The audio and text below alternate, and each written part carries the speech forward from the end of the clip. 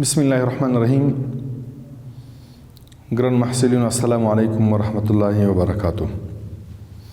په دې هیله چې روغ جوړ او خوشحاله اوسئ. د پیسو اقتصاد نن دریدرشم درس مو ده. له دې مخکې مو دوهدېرشم درس درلودل. البته زموږ دوهدېرشم درس د تبادلې د نرخ په مفهوم باندې و چې څه مفهوم لري. په هغه مو بحث وکړ تېر ورځ چې په هغې کې مو دوه نقطې ډېرې مهمې د یادولو وړ و چې یو د مقدار پر اساس بل د قیمت پر اساس باندې. په آخر کې مو په تېر ورځ درس کې د متقاطع بیې په هم لوستل چې څه مفهوم درلوده. زموږ د نن ورځې درس چې د پیسو په اقتصاد کې نن دریدېرشم درس البته هغه عمده موضوع د اغېزناکې تبادلې بیې په نوم باندې او دوهم د حقیقي تبادلې بیه. اغېزناکې تبادلې بیه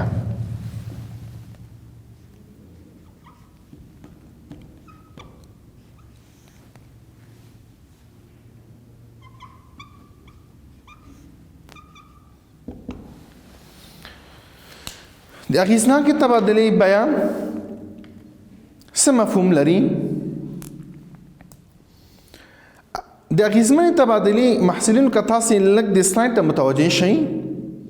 د اغېزمنې تبادلې نرخ د اسعارو د هغه ثبت قیمت څخه عبارت دی چې هر اسعار نظر د هغه اهمیت ته د ټاکلي هیواد لپاره د صفر او د یو ترمنځ وزن کیږي. د اغېزمنې تبادلې بیه د یو او بل پر وړاندې د دوو بهرنیو هیوادونو د پولي واحد اسعار د تبادلې بیې اندازه او د قیمت ثبت دی. د دې لپاره چې د یو هیواد د پیسو بهرنی ارزښت او په همدې ترتیب د هغه رقابتي قابلیت څرګند کړی شو، کولی شو تر ټولو هغه مهمو هیوادونو د پیسو د تبادلې نرخونه راټول کړو چې د هیواد سره د راکړې ورکړې معامله لري. په دې صورت کې د تبادلې د ګټور نرخ خبره کیږي. محصلینو د اغېزناکې تبادلې په بیه کې څو مهمې نقطې ته اشاره کول غواړو. اول دا باید وپېژنم اغېزناکې تبادلې بیه څه مفهوم لري. په مفهوم باندې ځان پوه کوئ وایي چې د هغه قیمت څخه عبارت ده. د هغه قیمت څخه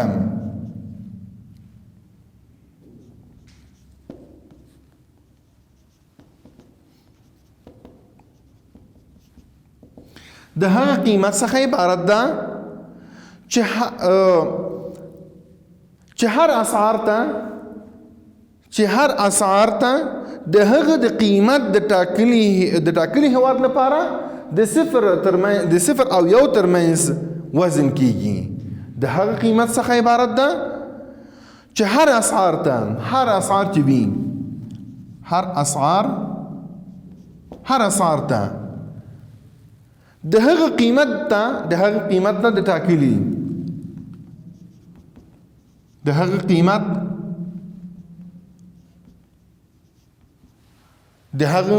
قیمت ټاکلي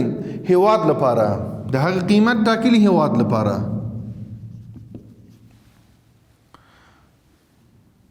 د صفر او یو ترمنځ وزن کیږي. دا یو مهمه نقطه ده. پکې څه مفهوم لري؟ په دې معنا سره چې دغه اغېزناکې تبادلې نرخ کوم نرخ ده؟ وایي دا په دې معنا سره چې د هغه قیمت څخه عبارت ده. هر اسعار ته د هغه قیمت ټاکل د هیواد لپاره د صفر او یو ترمنځ دلته یو وزن ورکول کیږي چې زموږ پیسې د خارجي اسعارو په مقابل کې څومره ده. زموږ اسعار د خارجي اسعارو په مقابل کې څومره ده. اوس چې هغه اسعار ته د هغه قیمت ټاکلي هیواد لپاره د صفر او یو ترمنځ وزن کیږي. اغېزمنې تبادلې بیه د یو او بل پر وړاندې د دوو بهرنیو هیوادونو د پولي واحدونو تبادلې د بیې اندازه او قیمت ثبت ده د دوو هیوادونو ترمنځ. اوس کله چې زم چې اغیزناکې تبادلې دلته مجبور یو چې د دوو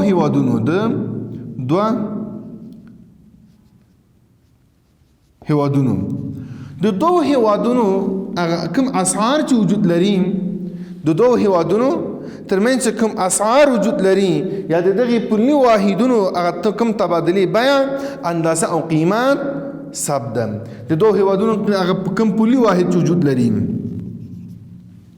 د دوو هیوادونو پولي واحد چې ده او د دغه دواړو ترمنځ کله چې دوه هیوادونو ترمنځ A او B دوه هیوادونه د دغه هیوادونو ترمنځ د کوم پولي واحد تبادله کیږي نو دغه ته ویل کېږي اغیزناکې تبادلې بیه او دلته د قیمت ټاکي اهمیت به لري د یو څه د یو عامل پر اساس باندې دلته یو سببي اهمیت ټاکل کېږي اغیزناکې تبادلې بیه په نوم باندې یادول کېږي اوس که چیرې اغیزناکې یا اغیزمنې تبادلې نرخ ډېروالی له سل څخه زیات ده مثلا دلته تاسو محصلینو که لږ متوجه شئ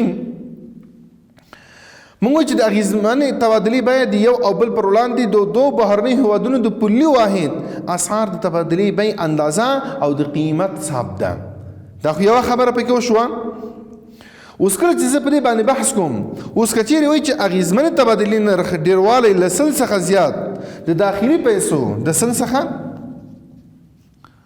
څخه زیات د داخلي د سل څخه زیات د داخلي پیسو د بیو لوړوالی او بالعکس کموالی له سل څخه ټیټ د ملي پیسو د نرخ د ټیټوالي په توګه کوي څه معنا لري اوس که چېرته موږ وایو چې د موږ د پیسو ارزښت لوړ ده نو نظر په هغه اهمیت سره چې ټاکلی ده دغه هیواد لپاره چې د پیسو ارزښت ولې لوړ وي تبادلې نرخ یې ولې لوړ دلته یو اهمیت لري د یو خاص اهمیت له مخې اوس که چېرته دا سل څخه زیات وي چې سلو څخه زیات ده او یا د سل څخه ټیټ وي نو دلته په دې معنا سره تاسو په کتاب کې دلته یو څه ته اشاره شوې د محصلینو وایي اوس که چیرې اغیزمنې تبادلې نرخ ډېروالی له سل څخه زیات و د داخلي پیسو د بیې لوړوالی ښیي او برعکس که چیرې له سل څخه ټیټ وي د سل څخه به چې دا ټیټ وي نو بیا په دې حالاتو کې زموږ وایي چې د ملي پیسو د نرخ ټیټوالی دا راته ښیي ملي پیسې ارزښت مو په دغه حالاتو کې وایي ټیټ وي د اغیزناکې تبادلې بیه کې دوم دا وایي چې د حقیقي تبادلې بیه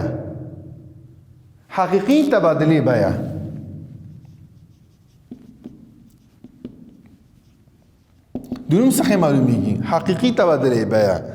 د حقیقي تبادلې بیه یو نسبي قیمت ده په دې کې اول خبره درته وایي چې دا څه ده یو نسبي دا یو نسبي قیمت ده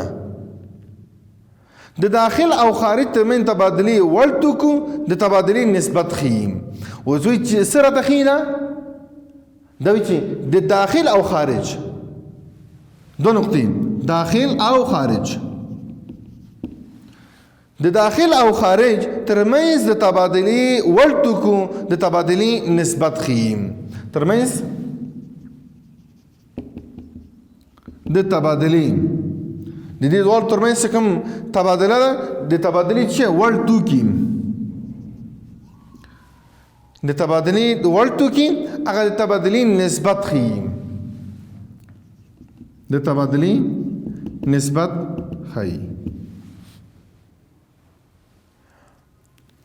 نو په دې معنی سره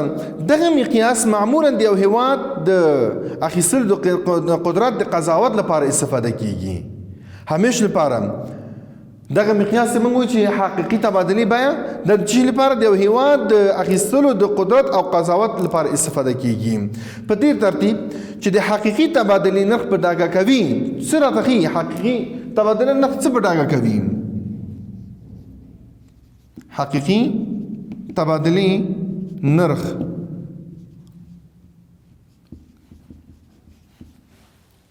په ډاګه کوي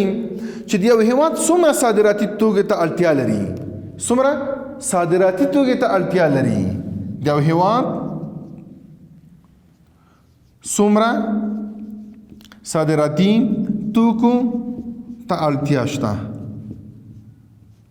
اړتیا لري دا یو مهم خبره